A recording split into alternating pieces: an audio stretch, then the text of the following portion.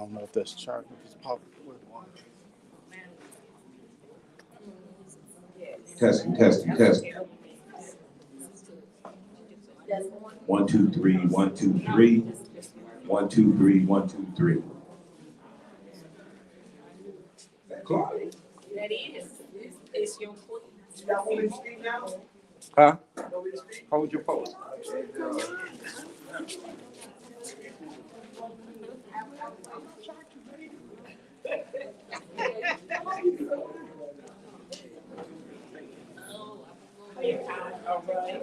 Testing 1, 2, 3, 1, 2, 3. How's everybody doing today?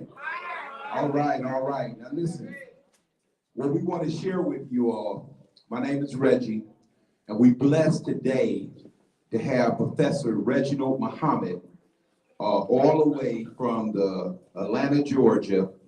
He's part of the National Reparations Declaration. In fact, he's the author of this writing. And we were blessed that when he came up here, he's been a longtime member of the Nation of Islam. So he came to participate in Savior's Day, and at the last minute, we was able to convince him to stop over here in Flint. Now I've known this brother for years, and we're gonna get into an introduction, but before we do, we will be remiss. We're gonna, in a moment, we're gonna bring up Brother DeWaun Robinson, Black Lives Matter. But before we do that, you know, we like crowd and response. We like participation. How many ministers or imams out in the audience? We got an imam over there. We got an imam over there. So what we want to do is we want somebody that's of that title and responsibility and duty to come up here and open this meeting up in prayer. Now we know there's different philosophies. The good thing about the reparations movement, we're not stuck on your ideology, we're not stuck on your philosophy, we're not stuck on your religion, we're not stuck on your persuasion. But what we are stuck on is making sure that we define and understand what is complete reparations. Not a socioeconomic program, but complete reparations and how the movement can be consolidated. So Brother Imam or sister, we're gonna have a sister do it. Sister, would you, one of y'all sisters, come on up here and open this meeting up in prayer? We'll open the meeting up in prayer. And so I'm telling y'all, I'm so glad all of y'all came out. And those of you who are here, you was meant to be here. And so we're glad you came. And as she come and open up in prayer, then we're gonna talk about what the vendors have. How you doing, young lady? All is well. All right, introduce yourself. Islam. Assalamu alaikum. What up, though? Greetings to all. I know the Moorish American prayer. I'm a Moorish American, and God is universal. There's only one God. Amen. And we love Jesus. Amen. That's right. Okay, so if you're a Moorish American and you know which way the east is, you can stand up and face the east on 7, or well, that's the east this way, y'all. Yeah, if you're a Moorish American. And if you feel you don't want to stand, you don't have to stand. And if you can't get up and face the east, it's okay. Okay. Okay. Okay, repeat after me. You ready? Allah, the Father of the universe. Allah, the Father of the universe. The Father of love. The Father of love. Truth. Peace. Freedom. And justice. Allah is my protector. Allah is my protector. My guide. And my salvation. By night and by day, through his holy prophet, Gerald. Amen. And all that love Jesus, hallelujah and amen. Amen. In Jesus' name. Amen. Thank you. All right, give it up for the Queen. All right. There's a lot of people out here we see in the crowd that's very familiar. From Made Institute, one of the most dynamic brothers in the city of Flint. He's building, he have programs for our ex-offenders that you would not believe. He's a builder. Brother, stand on up. Let's give this brother a hand. I see from our Flint School Board, we got Claudia Perkins. one of our school board members. You know, now one of the most important women I know, second to my wife, is my mother. Our audience, Miss Siobhan. Y'all, listen. Brother Samir, one of the reasons why Reginald Muhammad came here to speak is a long time ago when he was at Wilberforce University and I was at Central State University, he and I met, and my mother he said, brother, I gotta come up here if nothing else to see your mother. So I'm just so happy that she was part of the glue to help make this happen.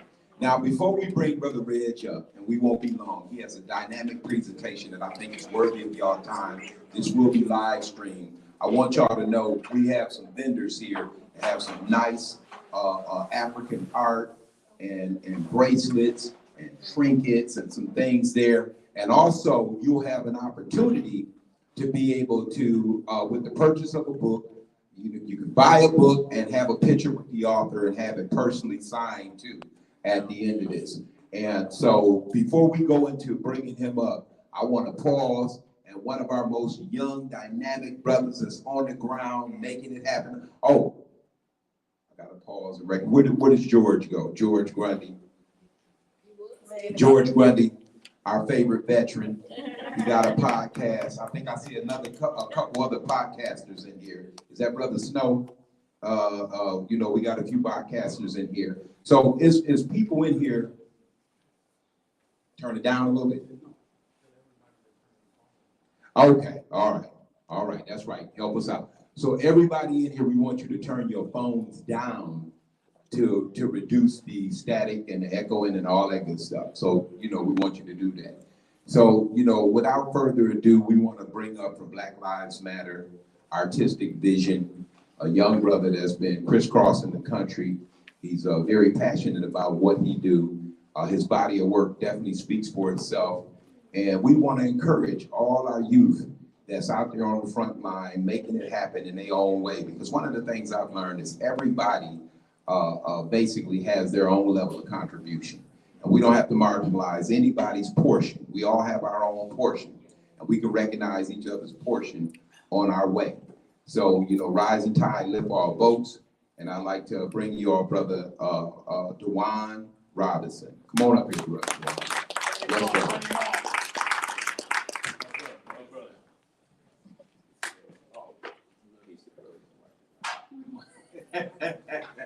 How's everybody doing today? Wonderful, wonderful. So it is a joy to be here in the house today. We're talking about some real stuff. We're talking about being strategic, right? We're talking about reparations, right? We're talking about going to DC and getting our check, huh? Right. This is what we say. Because y'all been saying money.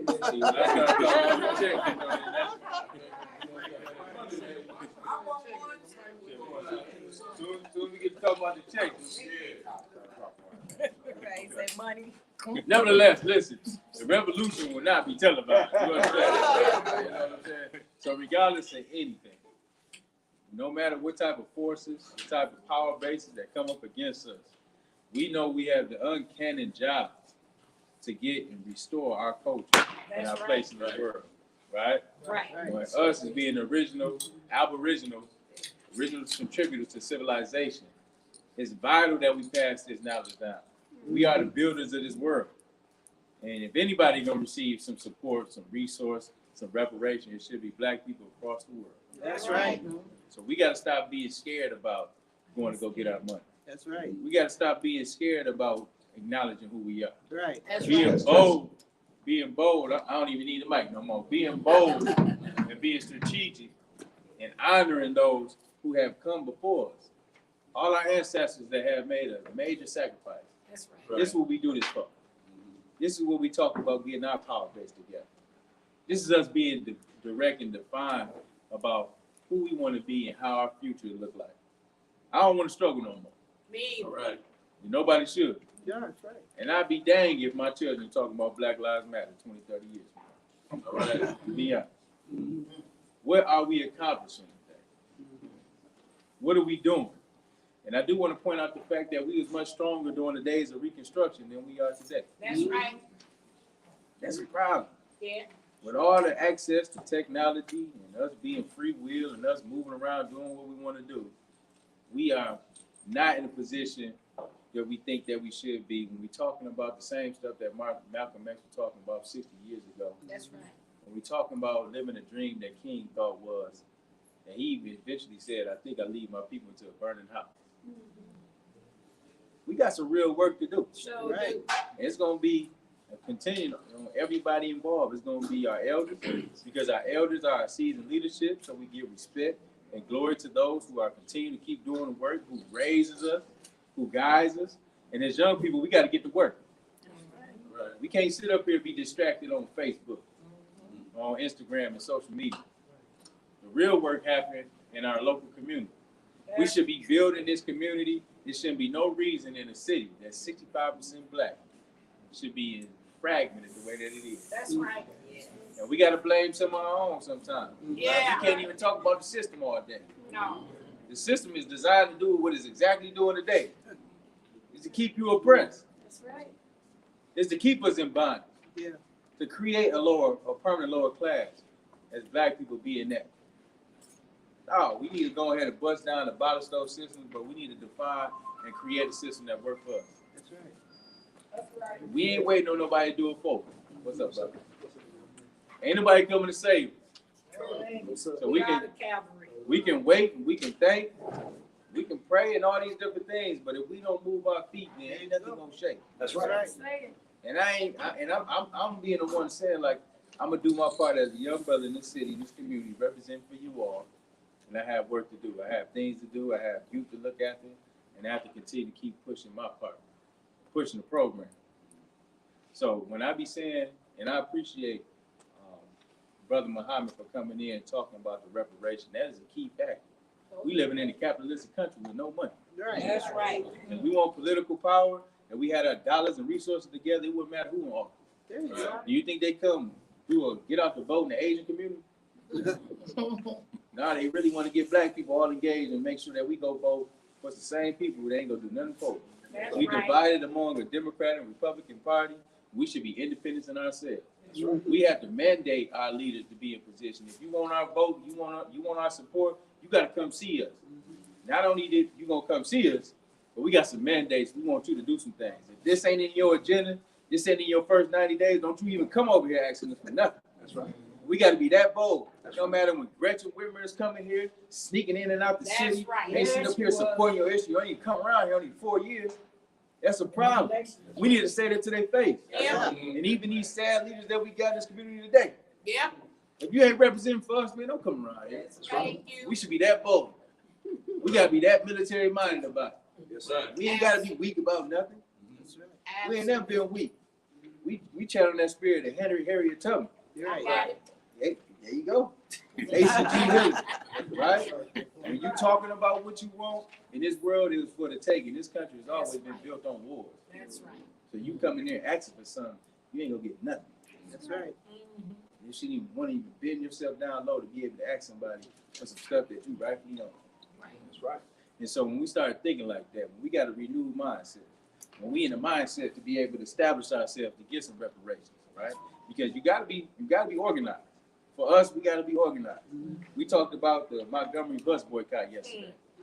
They was organized. The reason why them folks in the South said, you know what, we gotta deal with them people is because they crippled the transportation system in the South. That's right. You hit them where it hurts. It's not- If you're gonna start boycotting things, you start spending your money with these organizations that do not support your community. Thank you. They ain't gave nothing back. When the last time you seen Myers or Walmart did something in your local neighborhood?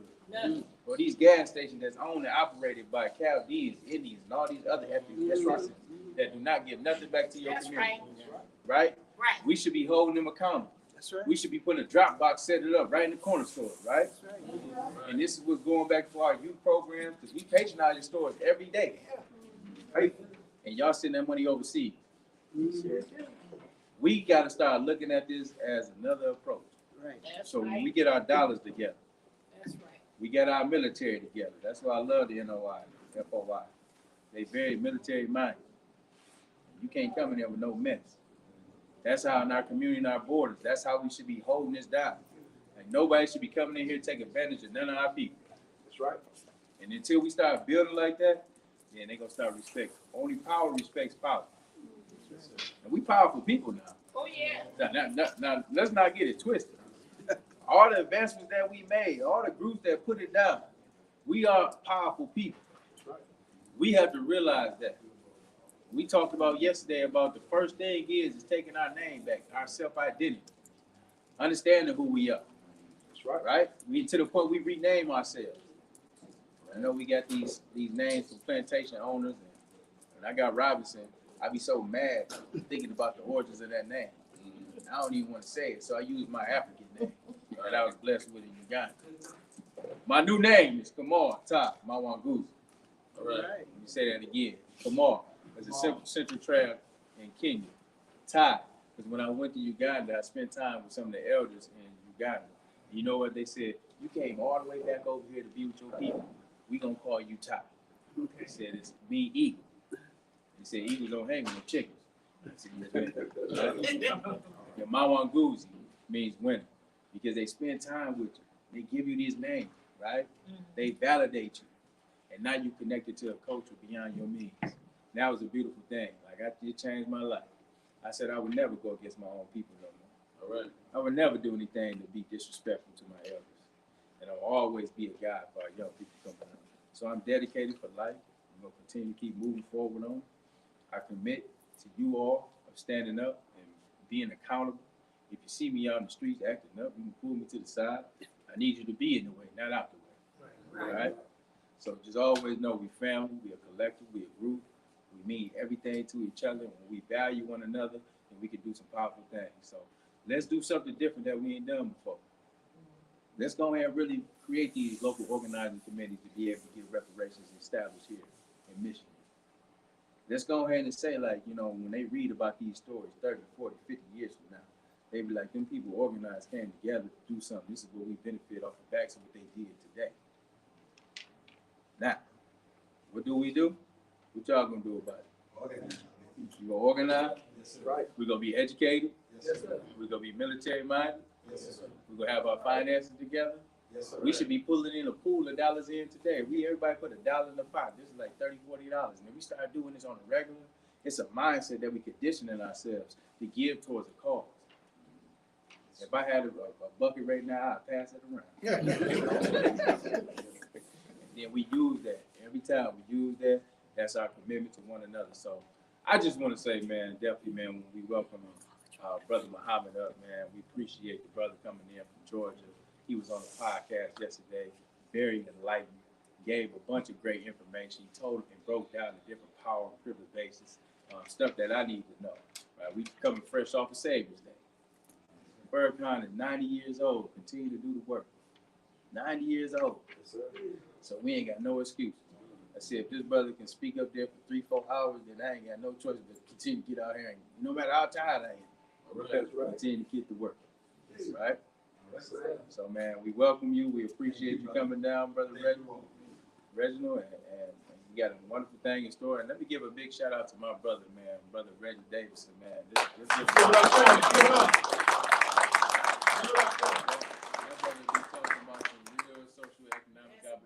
definitely big shout out to the Queen, right? Miss Davidson back there. That's Gold Credit Solution. She's been helping me with my credit, right? When I was back in the day, we thought credit was bad. My mama and them put the old cable bill in my name, and I had to get that took it off my record. I had to call her about that. Don't mess me up like that. But you know, it's time to use credit in a good way. It's time for us to be educated in those financial literacy mindsets, right? That's right. So we got some things that we're gonna do, man, and I'm excited to see the presentation. So I appreciate you all just listening. This is just a family conversation. That's right. If you got questions that you want to ask, please ask. If there's some things that we need clarity on, please say something. All right, closed mouth don't get fed. That's right. Today we tend to eat. That's right. All right. So I thank you all for coming out. My name is DeWaun Robinson. If you need me, I'll be on the front line. Black Lives Matter, your local Flint Housing Commission. Serving with my brother Elamine. Just an avid member in this community, man. That's my time. That's it. All right. Get that brother in. Get that brother in. Love. And that's what we do. So, you we just so blessed. A lot of times you never know what resources you have in front of you until you actually see it in motion. And, unity is not something we talk about. Before I bring up the brother and introduce a little bit about him, let me just quickly say this. So many times, especially in our community, we can't seem to get forward because if it's not your philosophy or your way of doing things, then you're not interested. But we have to learn how to operate one with another based on what is called mutual interest. Right. Mutual interest is a platform that we all can stand on, because I bet you if we poll one another, we'll probably have 4 or 5 things in common and maybe only 1 or 2 things in conflict. And what we have to learn how to do as a community is stand on what we have in common.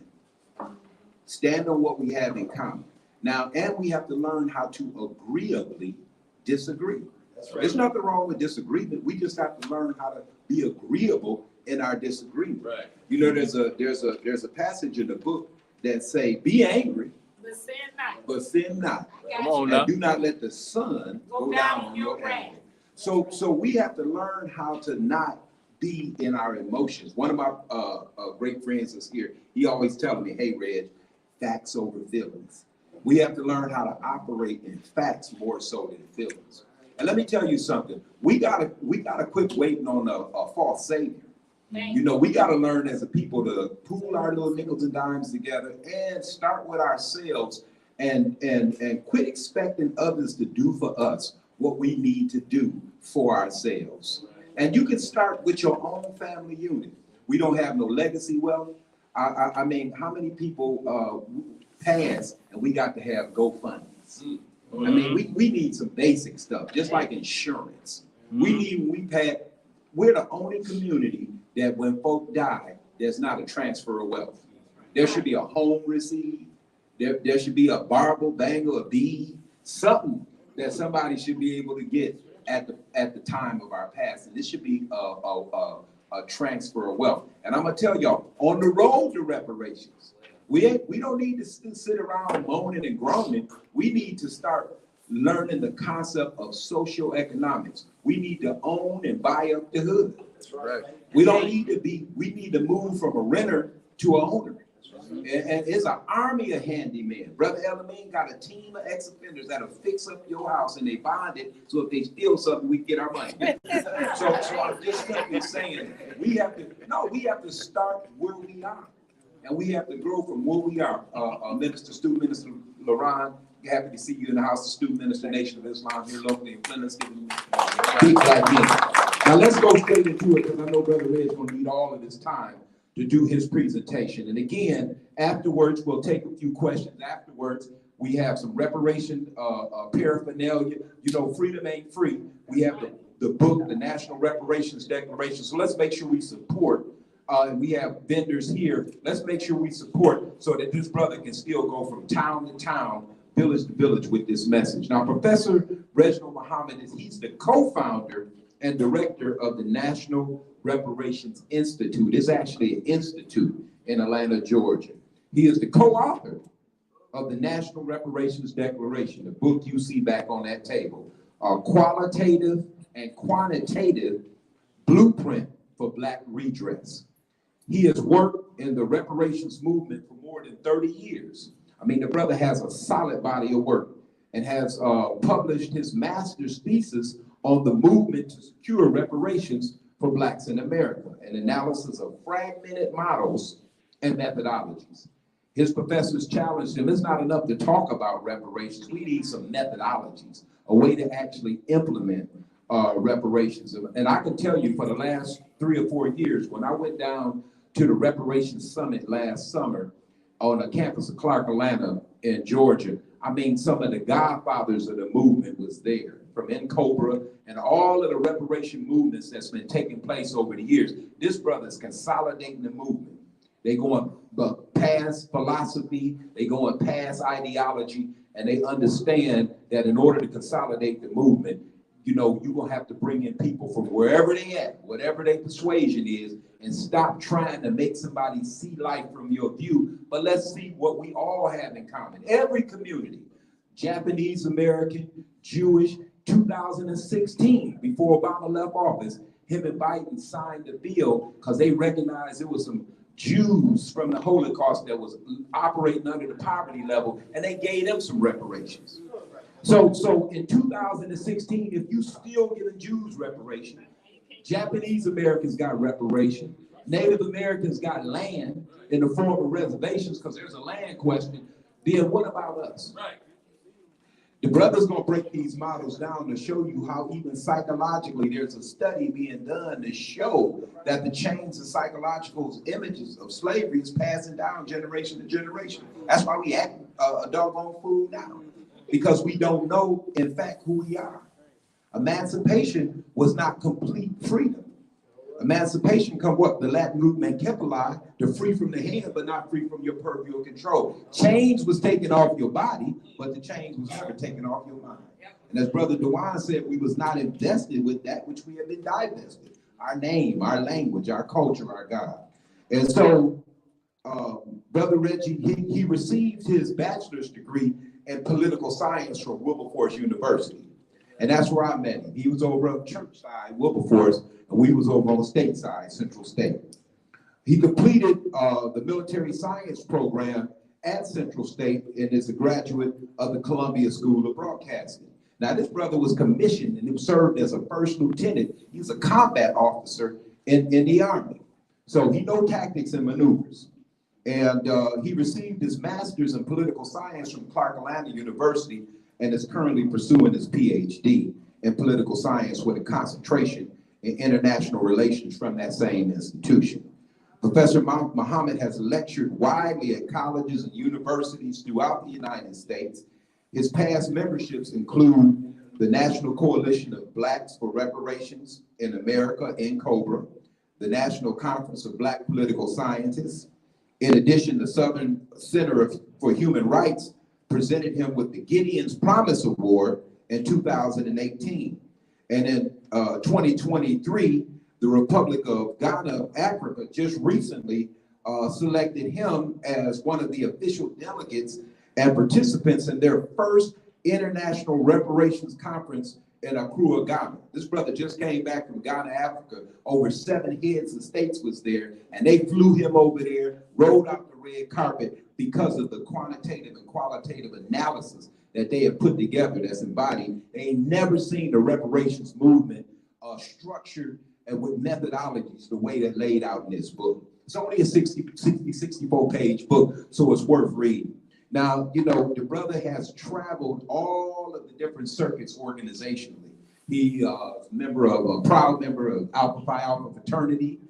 He's traveled the roads of Prince Hall and accepted Masonry. So this brother is well read. He's one of the most disciplined persons I've ever met in my life. We was in college acting the fool, and this brother was in bed by sundown. I just didn't understand it. He was one of the most disciplined, always been regimented and disciplined, and has lived his body of work. His legacy will 100% be a foundation of methodology for the reparations movement. I can go on and on, but without further ado, because I know he has a presentation, I want to present to some, introduce to others, Professor Reginald Muhammad. Let's give him a big black hand.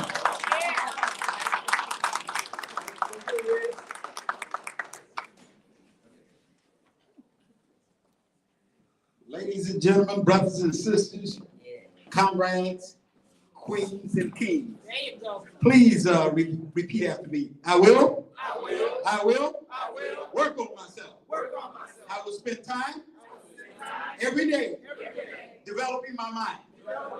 So as I think, so shall it be.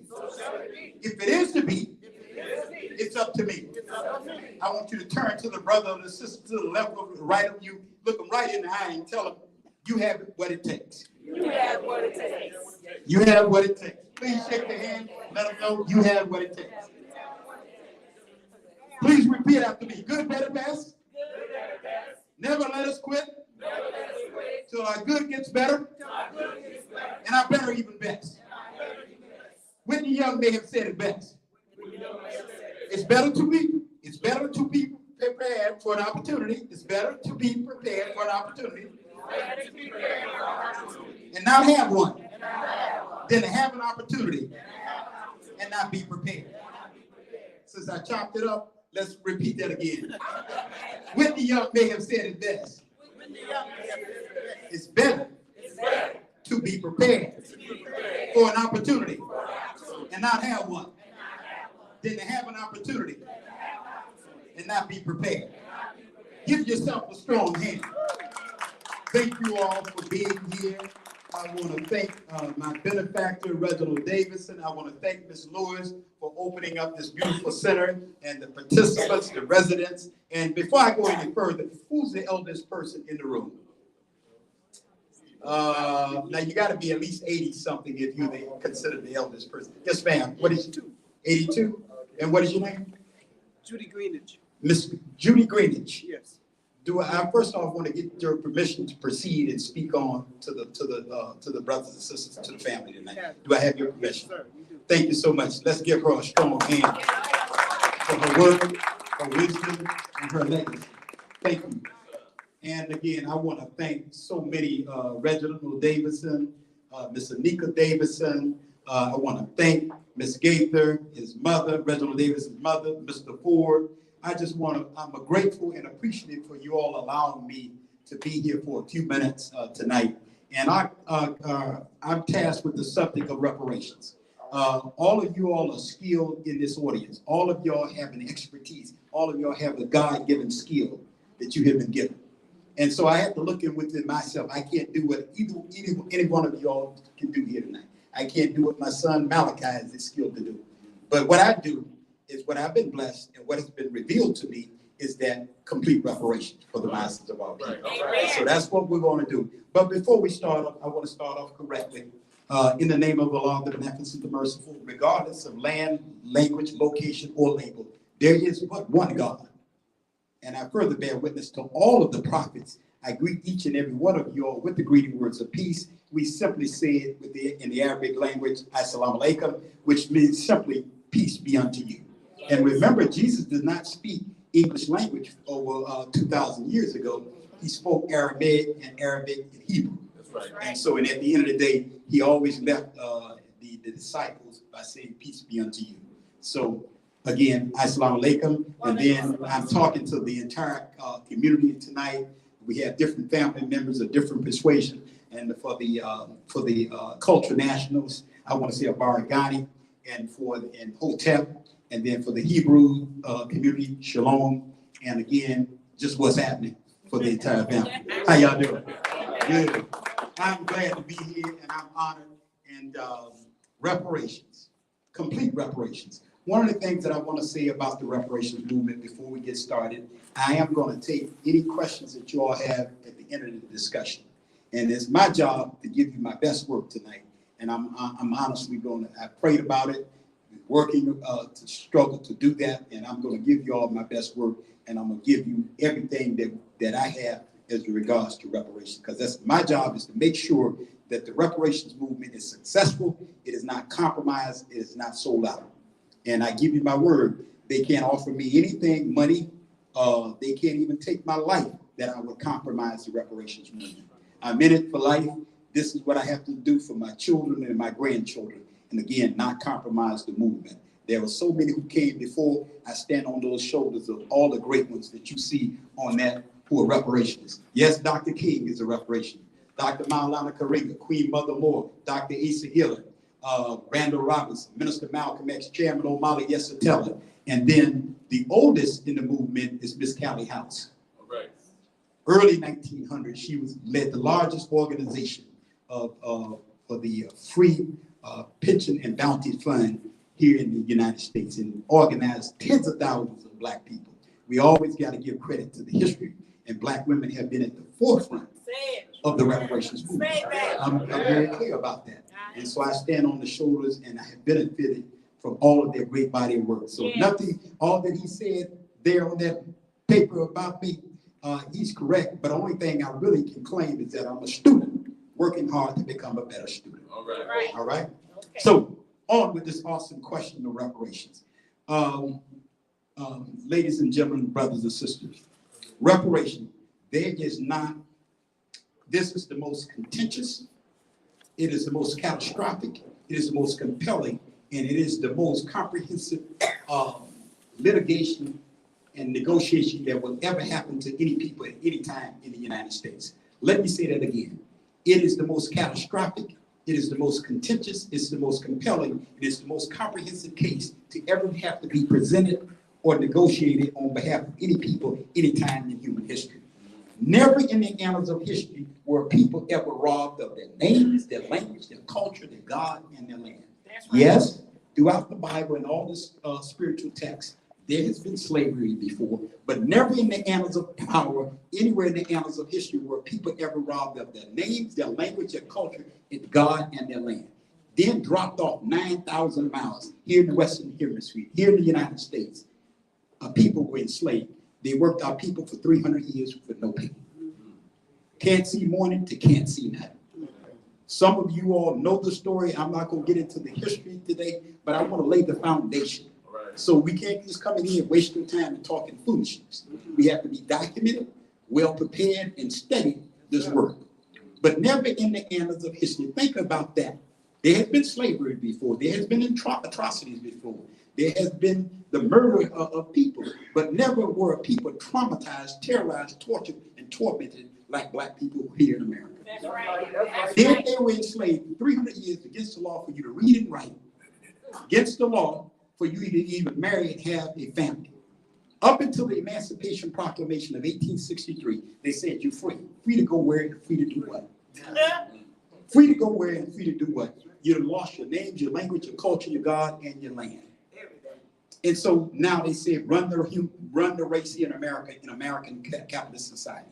So if you say that we have a problem in America today, if you say teenage pregnancy is our problem, if you say illiteracy is our problem, poverty is our problem, the breakup of the black family is our problem, the lack of jobs, and I'm going to say, okay, that's a start, but those are not the problems of black people in America.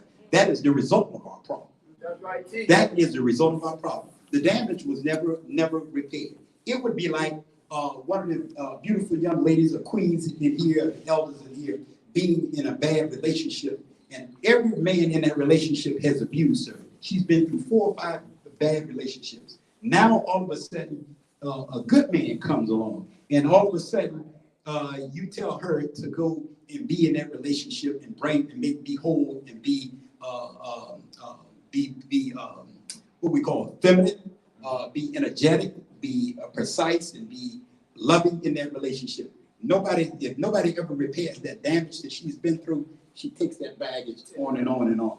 That's us as a people, not just black women, but black men too. We have suffered. A people who have been traumatized, terrorized, tortured, and tormented, chemicalized, castrated, cut, and corrupted as a people. Yeah. Nobody ever repaired the damage. Do you know that there is a study now in major universities throughout the country? It's called epigenetics. Yeah. They're able to prove that Holocaust survivors, those Holocaust survivors have passed down in the DNA, in their genes, and in the psyche, the trauma of those who suffered in the Holocaust. Well, what about black people in America? What about black people in America? It's called epigenetics. And it is, some of you can laugh it off, but it is a study to show and prove that trauma has been passed down from generation to generation. But what about us as a people?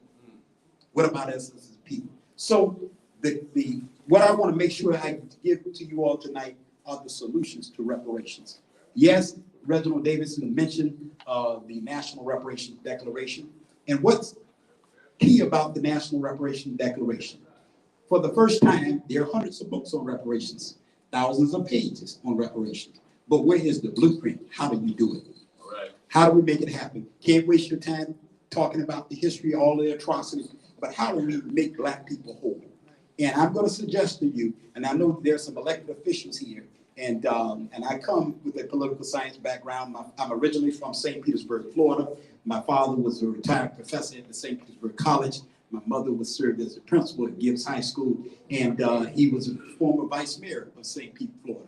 But politicians, there is nothing in America, and I say this, I'll say it at Harvard University when I get there, I'll say it at Howard University when I get there.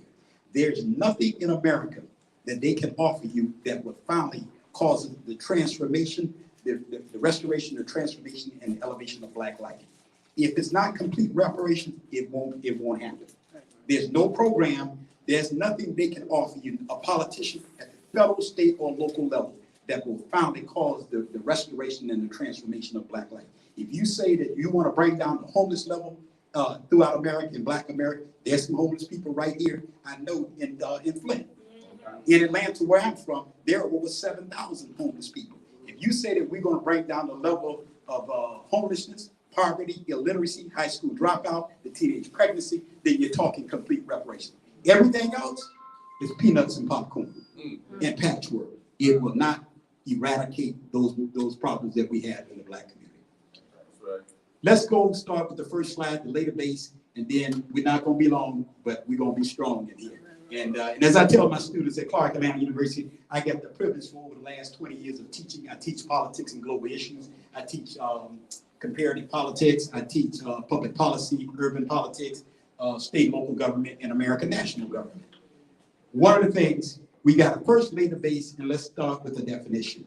One of my critiques, my criticism of myself and in the movement, we had not really laid out a functional, formal definition of reparations. And so let's look at it here. Hopefully you all can see my screen. It's a little light in here, but I will read it. Let's first off lay the base for reparations, and then we're going to build from there. Is everybody okay? Yes, sir. All right, thank you. Definition of complete reparations. The process by which a nation of people is provided with the means to repair and restore their condition, achieve complete decolonization, and make themselves whole through the ability to self-govern, self-sustain, and self-defend with their own independent landmass, economy, education, culture, and high civilization. Let's go through that one more time. The process by which a nation of people is provided with the means to repair and restore their condition, achieve complete decolonization, and make themselves whole through the ability to self-govern, self-sustain, and self-defend with their own independent landmass, economy, education, culture, and high civilization. Everybody kind of got that? Yeah. That is in the declaration. Next slide, please, Reggie. W.E.B. Du Bois, one of the eminent greatest scholars of the 20th century. Great intellectual, and one of the things, Reg, that I've been blessed to do is to kind of follow in W.E.B. Du Bois' footsteps. The first teaching position W.E.B. Du Bois has is at Wilberforce University. That's where I was blessed to go to school. I didn't know that until I got there. And then Du Bois spends over 22 decades at the Atlanta University Center, at Clark Atlanta University, where I am. So I have been nurtured and blessed to be a student of W.E.B. Du Bois and so many great men and women, scholars and leaders of the movement. Right. Next, let's read through what the W.E.B. Du Bois says. He said, of the debt which the white world owes Africa, there can be no doubt. No Black man can recall it without a shut-up disgust and hate. The white followers of the lowly Jesus stole 15 million men and women and children from Africa from 1400 to 1900 AD and made them working chattel in America and left 85 million Black corpses to mark their trail of blood and tears. That's Du Bois. That's Du Bois.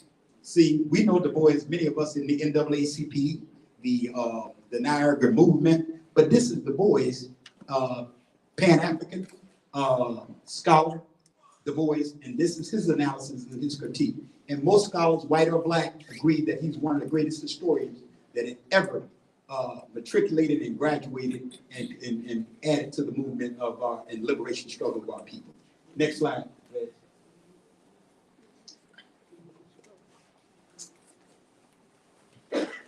This is Abraham Lincoln. This is what Abraham Lincoln, and why this slide is so important, and a quote from Abraham Lincoln, you'll find that this is the mindset of a lot of, not all, I'm not going to be silly up in here tonight, but you'll realize this is the mindset of so many Caucasian or whites or Europeans, their mindset and their thought even today. Let's look at what Abraham Lincoln said. A universal feeling, whether well or ill-founded, cannot be safely disregarded. We cannot make them equals. I will say then, and I say not now, nor even in favor of bringing about any iteration. Wait a minute, I chopped that up. Hold on. Let me get over here where I can read. Then you know what the problem is? I'm nearsighted, so I got to take my glasses off and read that. I will say then and then I am not nor ever been in favor of bringing about in any way the social and political equality of the white and black races. Applause. That I am not nor ever been in favor of making voters or jurors of Negroes, nor qualifying them to hold office, nor intermarry with white people. And I will say, in addition to this, there is a physical difference between the black and white races, which I believe will forever forbid the two races from living together on the terms of social and political equality. And as much as they cannot so live while they do remain together, there must be a position of superior and inferior. And I am as much as any other man in favor of having the superior position assigned to the white race. Then in August of 1862, he states to a group of free blacks at the White House, your race suffers greatly, many of them living among us, while ours suffer from your presence. In other words, we suffer on each side, and if this is admitted, it affords us a reason why we should be separated. This is Abraham Lincoln, the great emancipator. That's his thoughts. And again, if you go back and read then Woodward's work, the Strange Career of Jim Crow, that's an actual quote from Abraham Lincoln. Reg, I think we jumped over a couple slides, and you see a slide on there that says Mari Evans. Can you go back? Okay, let's look at this too, because we dealt with the definition of reparations. Why is that so important? Look at Reg. Yeah, leave that one there for a minute. We're gonna go through this slide real quick. The struggle for reparations began with a definition of the horrendous injury to African people, which demands repair. To talk reparations is to first identify the injury and to say what it is and what it is not, and define the nature and the impact of the ones injured. Unless this is done first and maintained throughout the process, there is no case for reparation, only an incoherent set of claims without the basis in ethics or law. Dr. Karinga, how many of y'all celebrate Kwanzaa? He's the founder of Kwanzaa. That's what Dr. Karinga said about, first off, we got to define what reparations is. We did that first. And let's go to our next slide. And I'm just still laying a base, and we're going to get into it. Okay. Is there a Mari Evans quote in there? I thought it was at the very beginning. Maybe not. Okay, no problem. We're going to continue with our slide presentation here. This is Randall Robinson. Randall Robinson wrote the book, The Debt.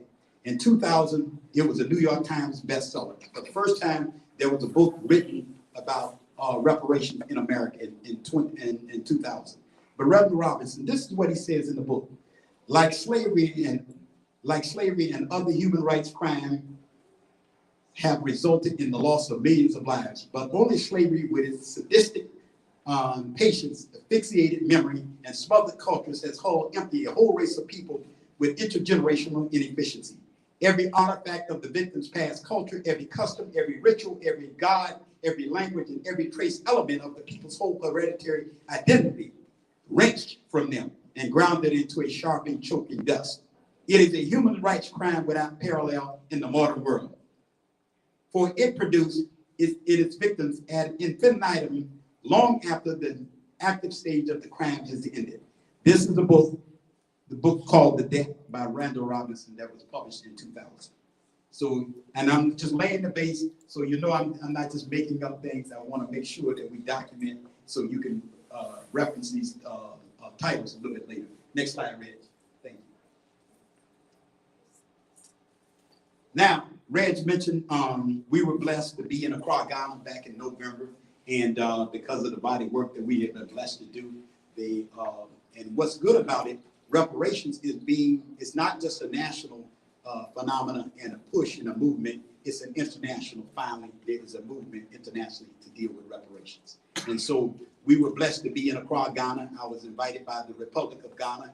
They paid for all my trips. When I first got the email, when I first got the email, I had to read it 3 or 4 times to believe this, like they paid for ground transportation, round trip, food expenses. Then when I got there, they handed me so much cash. Mr. Gates, I was like, wait a minute, how am I going to get back on the plane with this? And think that they think that I've done something illegal, but we worked it out.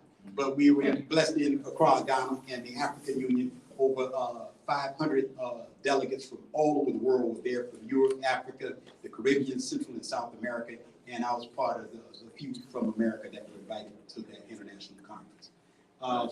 Next slide, Reg. I'm just showing you some pictures of, that's me. That is the Honorable Marcus Garvey. How many of y'all know the work of Marcus Garvey? Yeah. That is his son, Julius Garvey. He and I in Accra, Ghana. And those are some of the students from the University of Freshmen that met me there while I was in Accra, Ghana. And then the brother up there on the right, on my right, your left, he is the director of protocol for the president of the Republic of Ghana. And so we were blessed to be there. It was just a great delegation. And so I was just proud to be there. One of the greatest invitations that I could have ever received. And so I was thankful that I got a chance to represent you all there in Accra, Ghana. Next slide, Reg. And of course, that's where the Amino castles, where the slave dungeons were in Africa. I had a chance to be there. This just happened in November. That's me with the delegation down in the dungeons, and then we standing on top there with the castles. And I'm going to answer some questions a little bit later, but I want to get through all the slides and lay out our case and our demand for reparation. So you know wasn't just a rah-rah session, but I want to show you how we're going to be involved and how we're going to engage and how we're going to actually secure reparations for the masses of our people. Next slide, Reg. And these are some of the other slides. Next slide, Reg. That's the W.E.B. Du Bois Center, and that's where Du Bois is buried in Accra, Ghana. So I got a chance to go there, the Kwame Nkrumah Center. Dr. Kwame Nkrumah, he's as revered as we revere Dr. King here in the United States. He's the first, Ghana is the first to declare and get their independence from Europe back in the late 50s, excuse me. Reggie, next slide. That's me on the ground with the people in Ghana and the children in Ghana. Just a beautiful spirit and a beautiful people. And I was so blessed just to be there recently. Next slide, Reggie. Now, there are those who say that the United States is not going to ever pay y'all reparations. In fact, there are politicians, black and white, say the United States don't play. They don't pay reparations. They're not going to pay reparations. Yes, they will pay reparations, and I'm going to show you how we're going to get reparations too. But I want to give you some examples real quickly, and I know our time is short, but I want to show you the different times that European nation and America has paid reparations. Germany.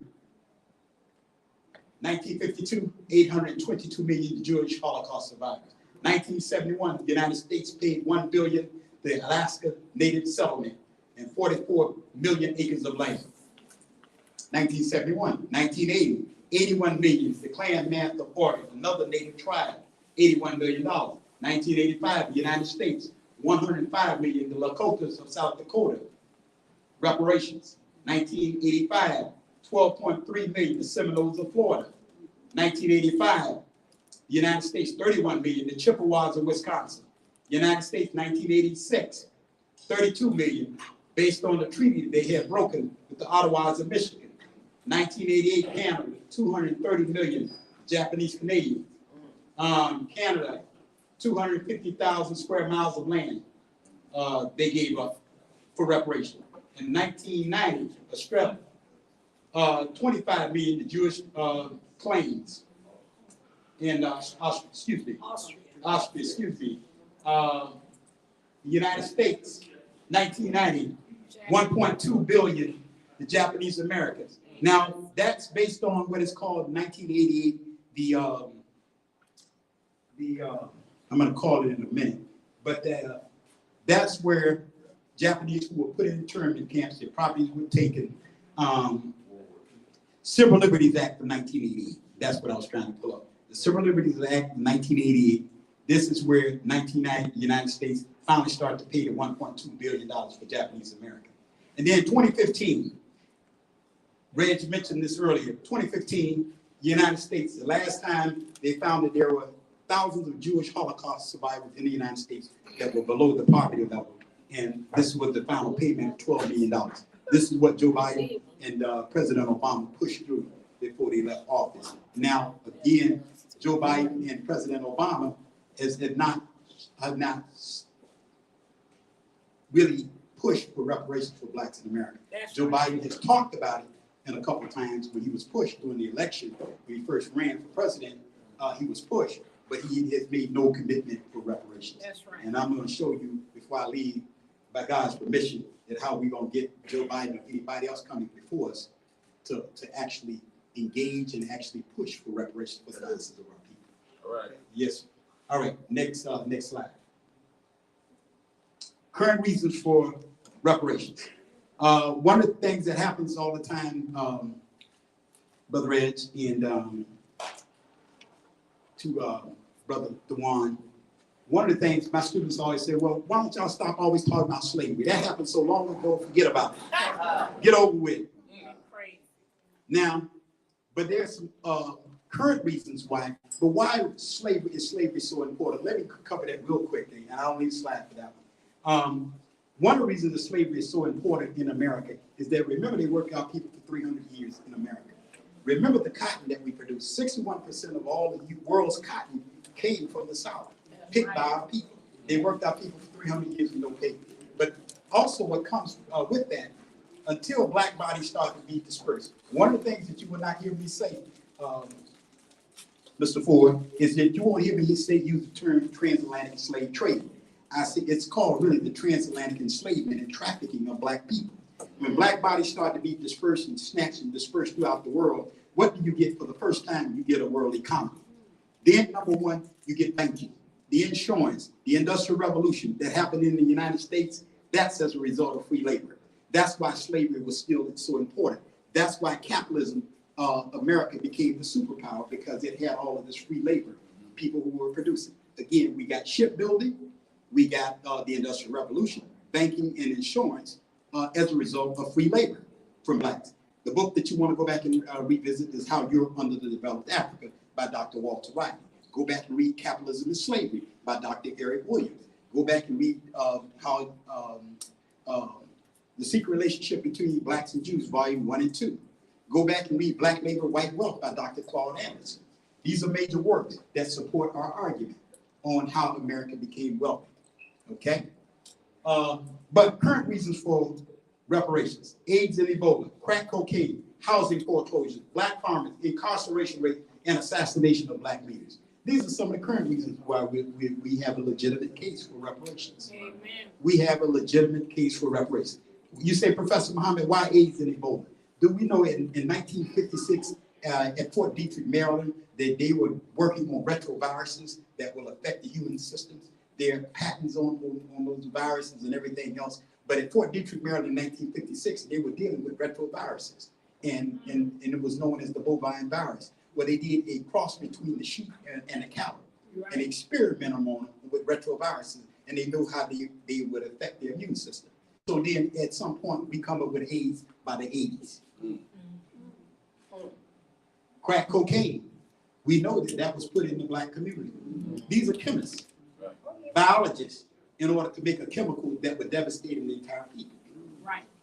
Housing foreclosure, and we know in 2009, there was a housing debacle where the biggest shift of wealth, Reg, from the black community was the land theft and the housing and the residential theft of black people.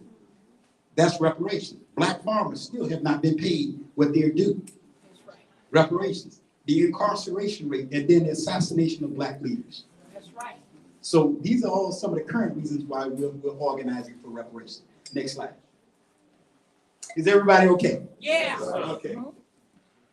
One of the things that happened to black people as a result of reparation, as a result of us being traumatized, terrorized, tortured, and tormented, is that we have suffered a fear that no other people has suffered before.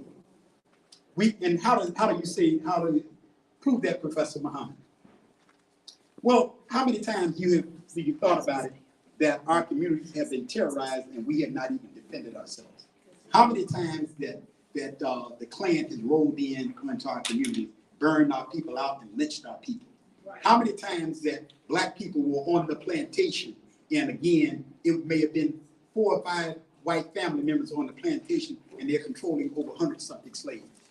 Well, go back and read the book, Peculiar Institution of Slavery.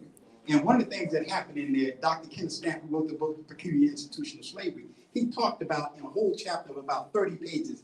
It's entitled "Make Them Wait in Fear."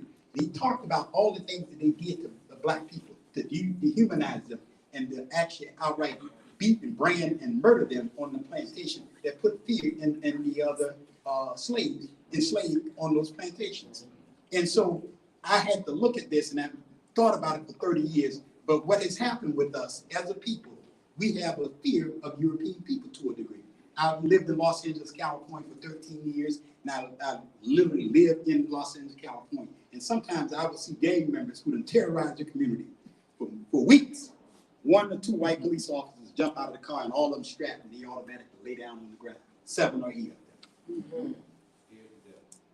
Look at black men today, young black men, while black women are beating, and what they're doing is holding up the phone, filming, as opposed to defending our community and That's defending right. black women. Yeah. 80% of the young black men who are shot unarmed, they're running. Why are you running? Some of them are not guilty, but they see Europeans or whites or Caucasians and automatically they start running. It says either you're guilty or you're afraid. But because of that trauma, we suffer what is known as caucophobia, the collective fear and intimidation of European people, or those who classify themselves as Caucasian, white, Anglo, Aryan, or Jewish. Caucophobia, the collective fear or intimidation of European people, or those who classify themselves as Caucasian, white, Anglo, Aryan, or Jewish. Can I prove that? Think about how many times you've been in a meeting, and it's a meeting with black folks. One white person come in there, and they change the whole chemistry of the meeting. How many times black politicians know that they could help the community, but they're worried about what the whites and the Jewish and the other Caucasians think about your support. Reparations, brothers and sisters, do you know anytime you find a black person that does not support reparations, it's usually for 2 reasons. If I question them long enough, it's either their ignorance or their fear of reparations. Right. What is it they're afraid of? Because your liberal white friends are with you until you raise the question of reparations. Come on now. They're with you until you raise the question of reparations. Liberal or conservative, Democrat or Republican, they're with you until you raise the question of reparations. And then most blacks are afraid of the backlash, so they act like they won't even support reparations. We got black folks running around here supporting Donald Trump, a pathological liar, a murderer of the people. And his father was a former Klansman. Honestly, I do have a book coming out called The Trump Takeover: Politics of a Sadistic, Psychopathic President and Population. The Trump Takeover: Politics of a Sadistic, Psychopathic President and Population.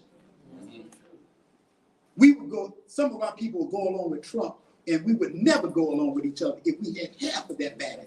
We was half of that corrupt or criminal. That's right. That crap. We wouldn't even go nowhere near Trump. We talk about, and I was on a conservative white show, and I said, well, here's what I want to suggest to you all.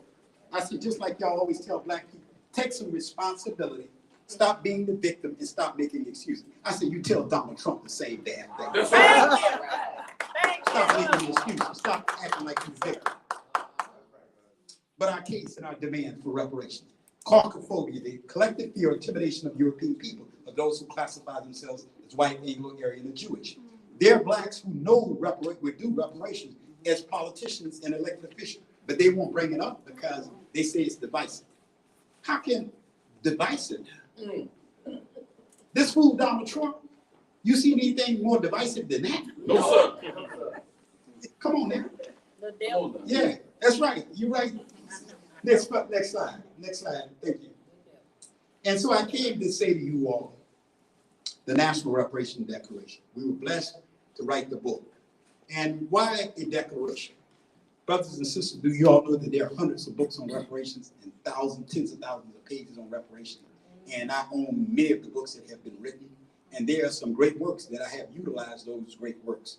But again, we have to have a declaration. Do you know we have been organizing for reparations for more than 100 years? We have pleaded, petitioned, prayer breakfasts, and protests for reparations, and have not moved us any iota closer to securing reparations. Reparations will end up being a public policy issue. I teach public policy. And again, it will end up being a public policy issue. So first off, we had to clearly define what it is. So if Pookie is standing on the corner, peanut or pop, standing on the corner, we had to write a document that they could pick it up and say, you know what, first off, they clearly define what it is. Who owe us, why they owe us, how much they owe us, and why reparations is good for all of America. And again, there are whites who have read the Declaration, and they called and said, and left me messages and said, you know what, Professor Muhammad, now I see why reparations is essential. And I'm in agreement with reparations, because reparations is good for America. Do you know, and I'm going to say it right here in Flint, Michigan tonight. If America is going to survive as a superpower, and if it's going to have the stability, and if it's going to be able to maintain some form of governance, they're going to have to give up complete reparations for the That's right. They are, because you see their fall now. Capitalism is in crisis all over the world. Sure is. And again, Black people are wise enough. Young people are rising up. They're organized. They're not afraid. And the only solution is complete reparation. That's right. And we'll explain what that is in a minute again. But complete reparation. Let's go. And I want to say this about the Declaration. The foreword is written by Dr. Ray Wimbush at Morgan State University. He read it a few years back, the manuscript, and he called me. He said, well, Professor Muhammad, I have never seen a better calculation than what you all are able to provide. He said, it makes sense. I will write the foreword. And he's still at Morgan State University. We've had this document reviewed by 30 scholars. And so I'm asking you all tonight to get the copy of the National Reparations Declaration and read it. Because the more information you're armed with information, the more you'll see that this is a legitimate political and economic movement for the masses of our people. This will benefit not me personally, but my children and my grandchildren. If we're to leave them a future, it's got to be complete reparations. That's right. Okay, next slide. The National Reparations Declaration, just some of the features. The National Reparations Declaration is the first published blueprint for the benefit of Blacks in America. The National Reparations Declaration is an 85-page document. The National Reparations Declaration defines complete reparations. The National Reparations Declaration document who owes us, why they owe us, how much they owe us, and why reparations is essential for all of America. The National Reparations Declaration is designed based on the collective culture model and the National Reparations quantification scale. Now, let me tell y'all why this document is so important. Most of us have been to high school before, right? Put your hand up. Yeah. Some of us have even been to colleges and universities, right? Right. Can you imagine walking up into the classroom and the syllabus, your teacher's teaching, if I'm teaching, and you come to class the first day, the second day, the third day, and I don't ever provide the syllabus for the class.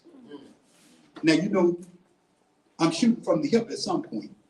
You know, we're going to be all over the place. It's not organized. It's not well thought out. It's not planned because there's no syllabus in the class. Reparations movement in America, and I'm guilty of this with all the organizations that you heard Reg read from that I'm a part of, we had never designed a declaration spelling out what complete reparations. Hundreds of books on the atrocities, history, what has happened to Black people. But where is the declaration? How do you do it? Where's the blueprint? Right. It's like walking into a class and they can't ever provide a syllabus for the class. It's a problem. That would be like, I'm coming to Flint, and every time you see me, you say, Professor Muhammad, I remember you told me you're going to be building one of the largest commercial buildings in Flint, Michigan. See, yeah, I'm still working on the building. In fact, I need you to come. We're going to have some meetings on the building. We've been doing that for 10 years, and every time you see me, Professor Muhammad, you're still building the biggest building in Flint, Michigan? Yes. But I never provide a blueprint for the building. So, I'm just talking. That Negro just still talking. He's been talking the same thing for the last 10, 15, 20 years. He's building a building, but he never provided a blueprint. And you and I know that you can't go to zoning and planning department in the city of Flint and get a permit if you don't present some formal plans. Where's the formal plan for Black people to secure reparations for Blacks in America? It didn't exist until 2 years ago, the National Reparations Declaration. All right. Like me asking my great brother and friend here, Reginald Davidson, who's one of the best economists and one of the best minds still to be found anywhere in the country. And I say that.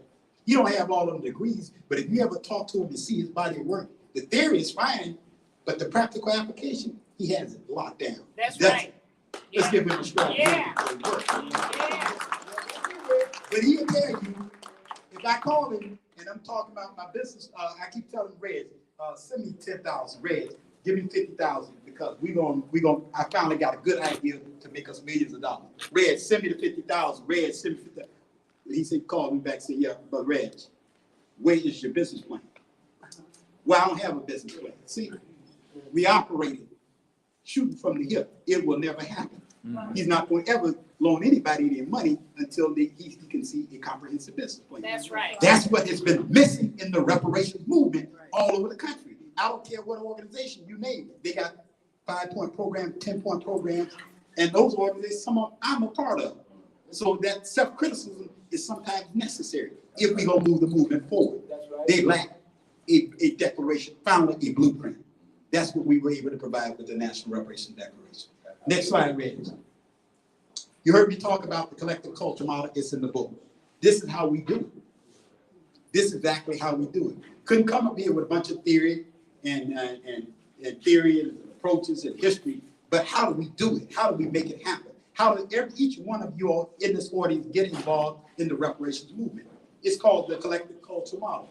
We don't care about your ideology, your philosophy, or your theology, as long as you're talking about complete reparation for the masses of our people. We can agree on that. Right. The collective culture model. I ain't gonna get into it too far, but I want it is in declaration. So if you get a copy of it, you can study it, and we're gonna be forming a local organizing committee here and all over the country. We're going in the next 3 months, 4 months. We got at least 12 states and about 15 cities that we got to hit. Complete reparations. Next slide, Reg. What you'll find also in there, this is key now. This is key.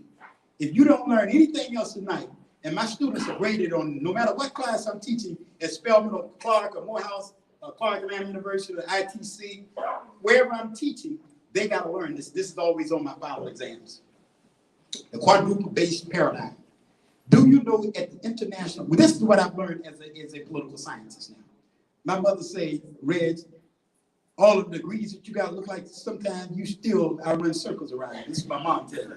I said, what did you learn? Well, one of the things that I did learn is this quadruple-based paradigm. Now, you won't see this in a textbook because God revealed this to me, honestly, about 5 years ago. And now it has finally been published.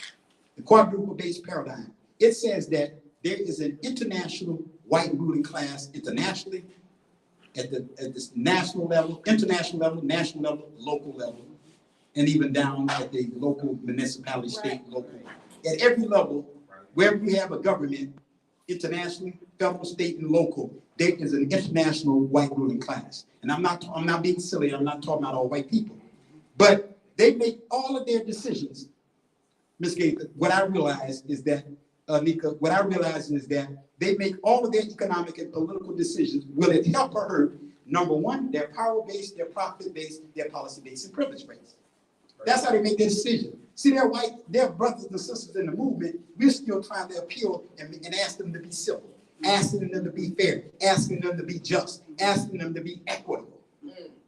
That ruling class, that ain't how they make their decisions. That ruling class will go and take over a country in anywhere around the world if they got resources. They will overthrow governments. They will assassinate leaders. They make all of their economic and political decisions. Will it help or hurt? Number one, their power-based, their profit-based, their policy-based, and privilege-based. That's the ruling class. And if I stay in Michigan long enough, I'll tell you who the white ruling class is in the state of Michigan. If I stay here locally, I'll tell you who make the decisions in Flint, Michigan too. There is a ruling class. Even though we got black elected officials, politics without economics is symbol without substance, many instances. So at the end of the day, this is key here. This is how we're going to get reparations if we understand this. Let me prove my point real quick. How many of y'all remember in 2019 when 45 shut the country down? Donald Trump. You remember he shut down. It was the longest government shutdown in the country. And I was like, okay, this is when I test my paradigm. And I said, let's look at how long this shutdown is going. Because remember, his argument is that you're going to give me the money, the billions of dollars to build the border wall to keep illegal immigrants out of the United States. He said this for months. Then he shut the country down. And then so one of my students said, well, Professor Muhammad, do you think the paradigm works now? I said, yeah, let's test it. And so 1 month out from the, in 2019, we 1 month out from the Super Bowl. But guess where the Super Bowl was in 2019? Atlanta, Georgia. Guess where the busiest airport in the world? Atlanta, Georgia. Now, the Super Bowl being the largest commercial broadcast anywhere in the world. Remember, the Super Bowl is broadcasted all over the world. There's some people paying $5 and $6 million for a 30-second spot. Now, Donald Trump has the country shut down. And so I was like, wait a minute. I looked at it, studied it for a couple of days, and I came back to my class and I said, no, this is not going to last as long as y'all think it is. They said, why not, Professor Muhammad? I said, because we 1 month out from the Super Bowl. The Super Bowl is in Atlanta, the busiest airport in the world. And now, and how I put it all together mentally, Anika, mentally, is I said, you know what? Wait a minute. We 1 month out from the Super Bowl. The country is shut down. People are, they're starting to cancel flights. Chicago, New York, Detroit, Colorado, Denver. They're starting to cancel flights. Now, see, now if that affects Atlanta, we 1 month out from the Super Bowl. I said, no, wait a minute. Half of the NFL owners, Jewish, multi-billionaires, all the gambling houses, the select multinational corporations, they're talking about the credit rating of the United States being affected if the shutdown continues. I was like, hell no. This ain't gonna last that long. So I said, you go back and look at on social media, and I said, oh, this lasts maybe another 10 days at best. So within 8 days, on a Thursday, Trump walks his behind out on the White House lawn and said, America better hunker down. You better get the wall, even though, and do whatever we got, but we push your politicians to get the billions of dollars. He said that on a Thursday, and then that following Tuesday, he walks his behind back out on the White House lawn and said the shutdown is over. Well, I knew damn well it was going to be over. Why? Because at the end of the day, you're talking about select multinational corporations. Their profit base started to be ill-affected. They told Donald Trump, okay, now you done had your fun. Hey, get your behind out there and open up the damn country. You're affecting the credit rating now. You're affecting multinational corporations. They're bottom line now. You done made your point, but open the country up. Now TSA, my job was to go out to the Atlanta airport and tell TSA workers, you know what, if y'all don't come to work, they're gonna have to shut this thing down. If y'all don't come to work. Because that's what they were doing all over the country. And I knew that they were not going to, the NFL owners, select multinational corporations, all of the big time gamblers from Vegas to New York, New Jersey, who could have lost billions and billions of dollars, they wouldn't even let Donald Trump do that. So he had to walk his behind back on the White House lawn on that Tuesday and say the country is going to open up. That's right. See, they make all of their decisions. An overwhelming majority of the economic and political policies are established on behalf of European and the white ruling classes for the purpose of securing and expanding their collective power, profit, policy, and privilege bases. We'll talk about that later. But you got to get that. That's how we going to get reparations. When it'll affect their power base, their profit base, their policy base, and privilege base, they come into the table. How do we do that, Professor Muhammad, real quick? There's a term we call quid pro quo. That means you got to get something to bring something. Right. Bring something to get something.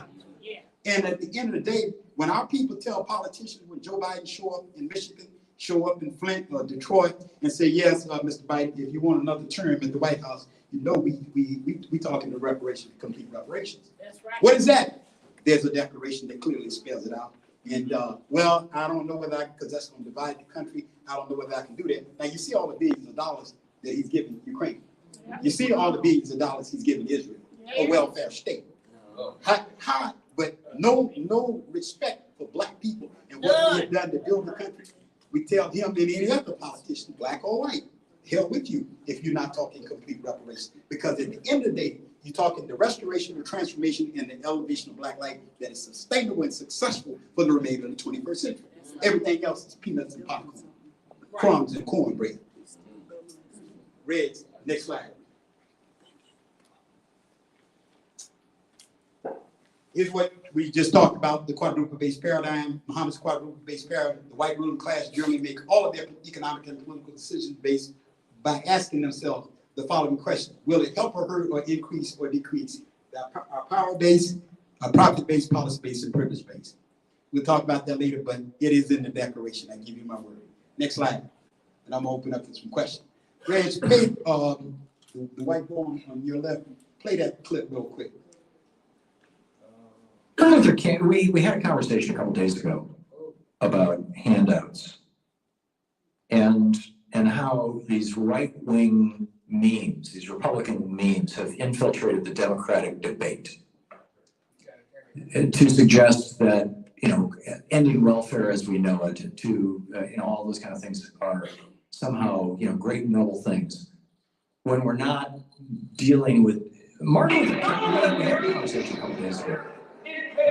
Handouts and how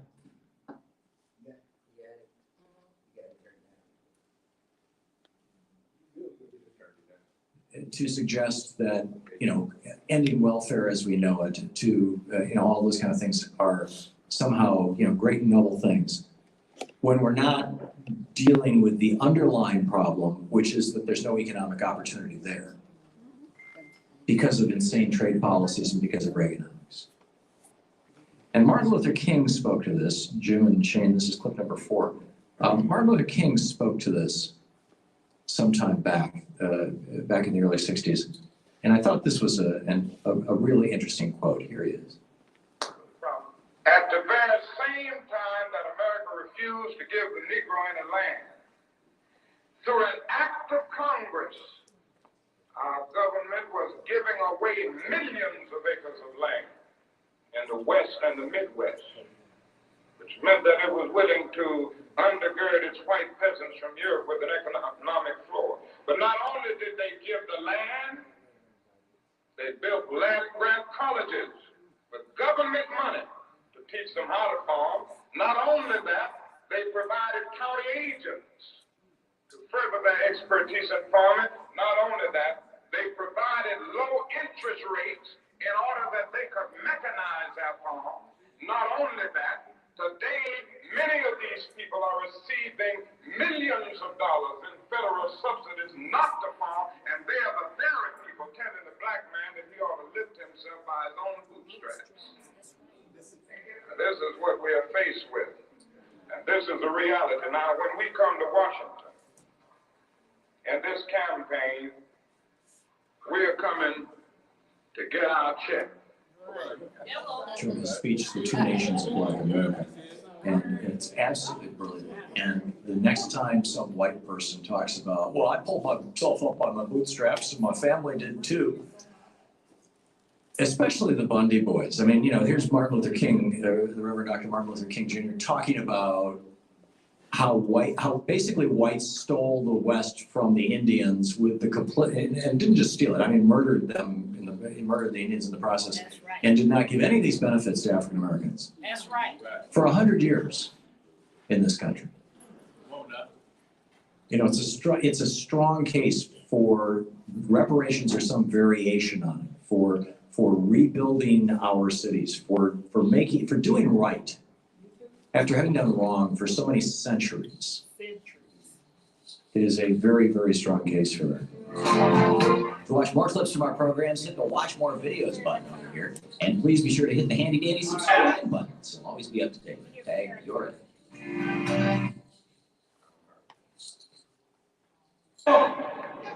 In Rome, in Naples, in Sicily, we left our bodies on the streets of Paris, in Belgium.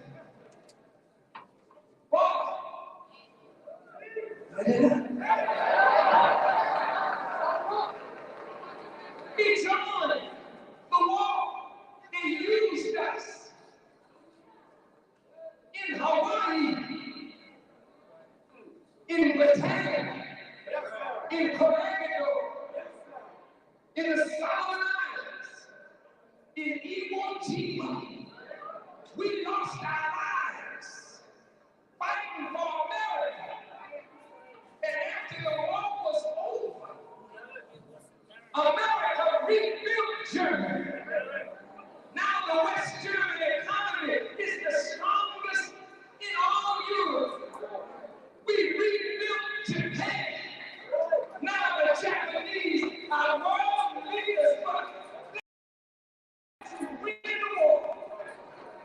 They're homeless in Atlanta,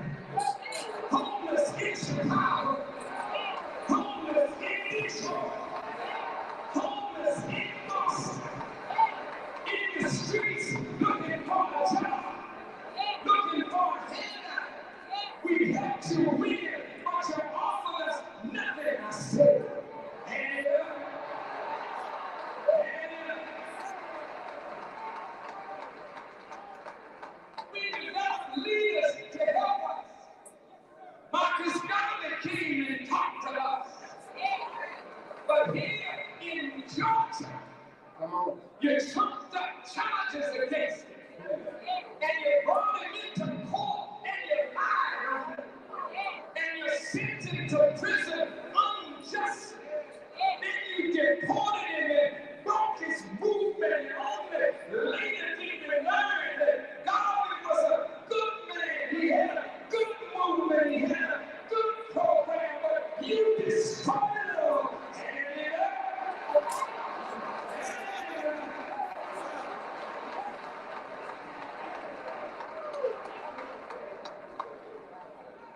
In the 1960s, black folk began to move.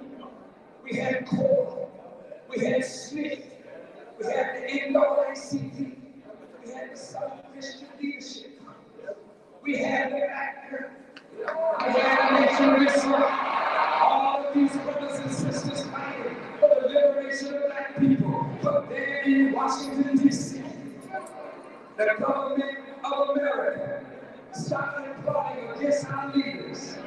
And we lost Whitney Young off the coast of Africa under suspicious circumstances. We lost Medgar Evers. They broke up Paul. They broke up Smith. They broke up the organization called US. They jailed the leaders of the Republic of New Africa. They murdered Martin Luther King. They weakened the NAACP. Everything they fought for justice for us. They tore it up and tore it down. I said, America owes the black man.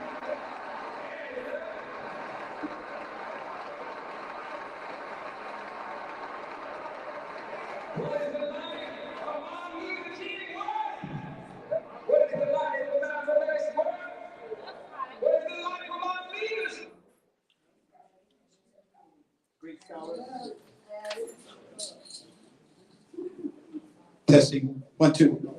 Our time, we're running out of time, brothers and sisters. I just want to close out. Reg, would you run another slide for us? Okay. I just want to give you all the base of what some of the leaders that we've all benefited from their work and what they feel about reparations. And now what we do, we're going to add it up real quick. What it looks like.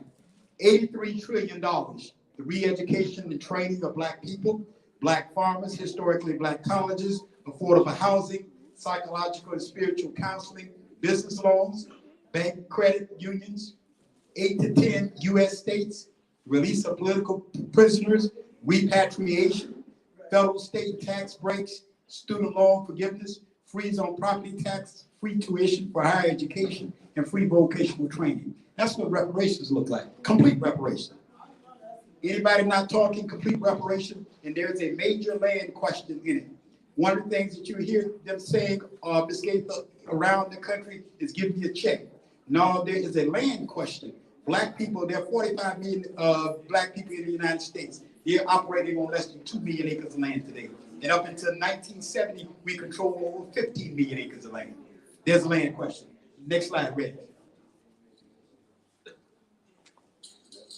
Blacks in America will secure reparations for themselves as soon as we consolidate our movement, regardless of the ideological, theological differences. That's how we will unite the movement. Next slide, Reg. I think that's it. All right. Let me close with the following words, my motto. For the remainder of the 21st century, we must produce thousands of great thinkers who are great builders, and thousands of great builders who are also great thinkers.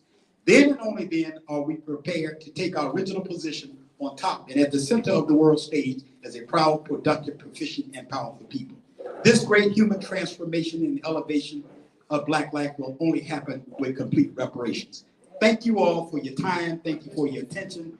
Thank you, Reginald Davidson. Thank you for the senior senator for hosting us today. I have thoroughly enjoyed you all. Please support our work and please sign up. We need your email address. We need your name. If you'd like to be a part of the movement here in Flint and around the nation, we're talking complete reparations. Please sign up with your phone number for the local organizing committee. Thank you again for your time. Thank you for your attention. Much love and much respect to each and every one of you. Let's give one big hand. We're going to try and take a couple real quick questions. And because they got another event that's going on here. So we kind of experienced our time. Rich, come on back up. Now, who had the hand up first?